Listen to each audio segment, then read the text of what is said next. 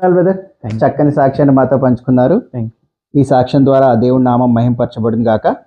Brother, మిమ్మల్ని కొన్ని ప్రశ్నలు అడుగుతాను బ్రదర్. ఇప్పుడు మీరు ఒకప్పుడు బాగా నిష్ట కలిగిన హిందూ, మీరు కానీ మీ అమ్మగారు కానీ మీ ఫ్యామిలీ మొత్తం మీరు చేసిన భక్తి అంతా విన్నాము. మీరు శబరిమల వెళ్ళారు, తిరుపతి వెళ్ళారు.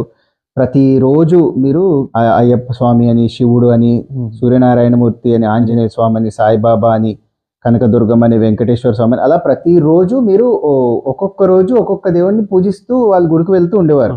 అలాగే వీరభద్రుడి సంబరాలని, ఇలా మీకున్న ప్రాబ్లమ్స్ బట్టి వాస్తు అని, జ్యోతిష్యం అని ఏది చెప్తే అది పాటించారు.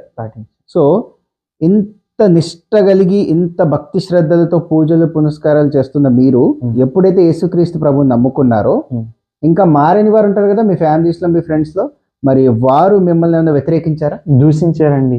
ఓకే. మా బంధువులే నన్ను వేరేగా మాట్లాడేవారు. ఒకేసారి సడన్గా నీకు యేసు ప్రభు మీద ఎంత భక్తి ఏంటి అనేసి నన్ను దూషణ చేయడం చేశారు. కొంతకాలం అయితే నాకు వేరుగా ఉన్నట్టుగానే వారు ఉండేవారు. అయితే నా స్నేహితులు ఉన్నారు, వాళ్ళందరూ అనేవారు హల్లెలూయా గాడురా అని అనేవారు. రకరకాలైన దూషణ మాటలు వచ్చినప్పటికీ కూడా నేను ప్రభు వైపు చూడడానికి ప్రభు కృప చూపెట్టారు. ఏంటంటే ప్రభువులో ఉన్న ఆ ప్రేమను ఏంటో అనేది నేను అర్థం చేసుకోగలిగాను కనుక, వారికి తెలియదు కనుక వారు మరి వారికి ఉన్న విధానాలను బట్టి వారు మాట్లాడతారు. అంటే వారి మీద నాకేం ద్వేషం లేదు, ఎందుకంటే మీరు కూడా ఒకప్పుడు అలా అటువంటి పరిస్థితుల్లో నేను ఉన్నాను కనుక దాని కొరకు నేను ఏం బాధ ఏం కలగలేదు. వారి కొరకు ఇప్పటికీ నేను ప్రేమతో ప్రార్థన చేస్తున్నాను. ఓకే.